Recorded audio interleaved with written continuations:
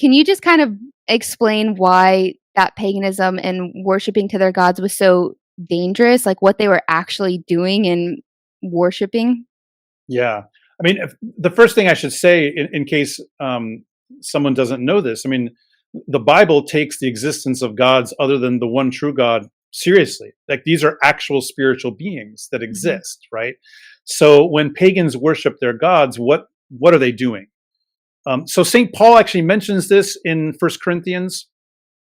He says you cannot drink the cup of Christ and the cup of demons. You cannot eat from the table of Christ and he says you can't do both and he says because I don't you want you to have communion with demons, Mm, right? yeah, He doesn't say because the pagans are doing something fake and it doesn't do anything. It's yeah. because they are accomplishing the thing that they intend to accomplish, right? And so the reason why it's dangerous to worship these spiritual beings with sacrifices, because that's how everyone in the ancient world is worshiping, is with sacrifices, food put on an altar, shared with the god, right? The reason why it's dangerous is because it puts you into communion with those spirits. Mm, And when you are in communion with something, you become like it, right? So this is the goal of the ancient pagans. So if someone's worshiping Ares, the Greek god of war, the reason that he's doing that is not because he likes Ares. It's because he wants to be successful in battle, mhm. right? Or if someone's worshiping Aphrodite, she's not the goddess of love, by the way, everybody. She's the goddess of seduction. Okay. They're worshiping Aphrodite because they want to seduce someone, Yeah. right? It's precisely to gain that god's power and energy to become like that god and to be successful at the thing you want to do. That's from the point of view of the pagan. Now, if you understand the broader perspective, which is okay, what is the actual character of these deities, both in terms of who they are as spiritual beings, which from a Christian point of view, they are demons, right? Mhm. Which means doesn't just mean evil; it means small, lesser spiritual beings that are not comparable to God in any way, Yeah. right?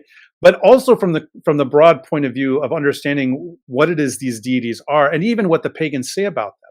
Like, let's say Zeus is the most high god of your pantheon, right?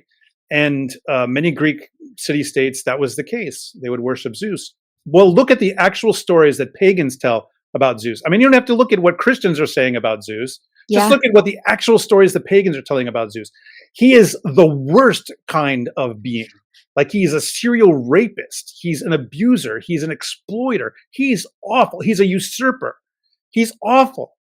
And if that's the kind of being that your society worships as the highest, what will that do to your society Mm, and to the yeah. individuals engaged in it as well? So that's why it's dangerous, is because it works, not because it's fake. It's because it works. That's why it's dangerous. Yeah. Oh my gosh. I have a couple thoughts on that. And that's why you express in the book that, like, why studying these things is so important because without understanding the severity of these demons pretending to be gods, we don't understand just the magnitude of what Christ did for us and coming to earth and freeing us from these demonic forces. So it takes understanding the fact that, like, we were worshiping demons as a people before to really appreciate Jesus and what his death and resurrection did. Yeah, and I think a lot of times people don't really understand the way that ancient paganism actually functioned. Um, like if someone's, for instance, if their view of Zeus is like the Disney Hercules cartoon, in which Zeus is like a good father, Mhm. that's ridiculous. And again, you don't have to read what Christians say about Greek paganism. You can simply read the actual Greek pagan stories Yeah. that they're telling about their own gods. Like read Hesiod, read Homer, read the ancient Greek pagan playwrights, what they say about their own gods, and you'll get a much different picture than the kind of Disneyfied version that a lot of people have about pagan gods and paganism. Like the ancient world was an awful place for most people to be in. If you Mm. were on the tip top, good for you. You had power, you had enough to eat, you had wealth, whatever. But for most people, that was not the case. And it was especially not the case for women. And it was especially not Yeah. the case for children. Definitely not the case for slaves. I often recommend to people, there's a book by an author named Tom Holland, not to be confused with the Spider-Man actor, called Dominion, in which he really gives you a clear picture. Now, I don't recommend his his take on Christian theology. Like he gets some stuff wrong. He's not a Christian. But if you read his description of the ancient pagan world, he's a historian.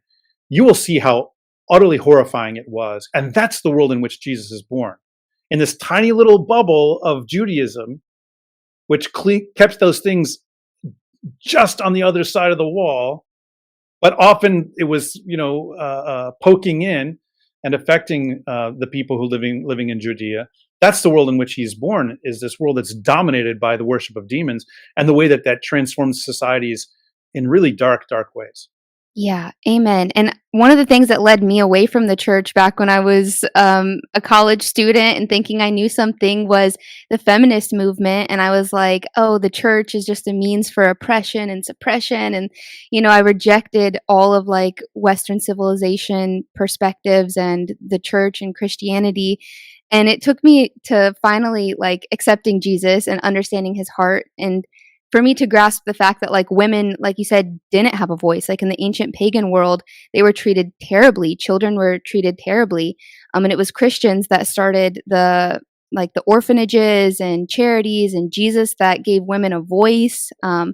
So yeah, I remember being really humbled about that, thinking like, oh, I was rejecting the church because they suppressed women, but that just wasn't true at all. Exactly the opposite. The church says that women are people. Yeah. The Roman word for non-citizens phrase was non persona, literally not persons. If you're not a citizen of the Roman Empire, you're legally not a person even. Wow. So these ancient little g gods that we're talking about, I have a question about that, and that's like, were these demons taking a physical form, or were these just severely demonized men? Yeah. So there's a number of possible options, right? From the human point of view, they are worshiping spiritual beings. When someone's worshiping a spiritual being, you could ask it, what are you? Although that would be a very strange question to ask the God that you're worshiping, right? Tell me about your origins, No, it's like you're in the presence of something incredibly powerful that you want to manipulate. Yeah. But there's a number of possibilities as to the origins of those spirits, right? So the Bible shows us these different possibilities. One is fallen angels, so angels that God created that fell for various kinds of reasons, right?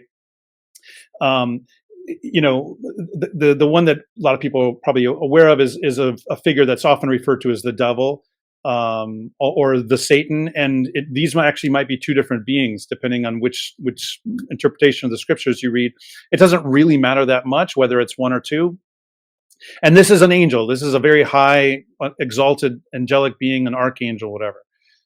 There are also demonized humans who exist in spiritual form, and St. John Chrysostom, actually, who's one of the early church fathers, he in one of his homilies, he decides to debunk a kind of urban legend, and the urban legend is that if you die in a violent manner, that you become a demon after you die, right? You become this, lesser spiritual being disembodied. And he doesn't say, that's not possible, that can't happen to humans, but rather he says that's not how you become a demon after you die. The way you become a demon after you die is by living as one before you die. That's right. good. And so one of the ways that at least we know that within the Second Temple Jewish period, which is the period in which the New Testament arises and which Jesus is born, one of the ways that they understood the origin of these kind of lesser spiritual beings that are kind of hanging around on earth and possessing people, this sort of thing, they call them unclean spirits. And the reason they call them unclean is because there's this idea that in some way they represent a kind of hybridity between humans and fallen angels. Not in a literal way. Like if you were to sort of test the DNA of humans that were involved with these spirits, they would test fully human, although DNA is not a concept in the ancient world. But nonetheless, there's this idea that humans who are deeply, deeply involved with fallen angels in whatever way, through worship, although not just kind of everyday paganism, but often, frankly, sexual rituals that are going on, that that that yields a very fallen spirit after that person dies, right?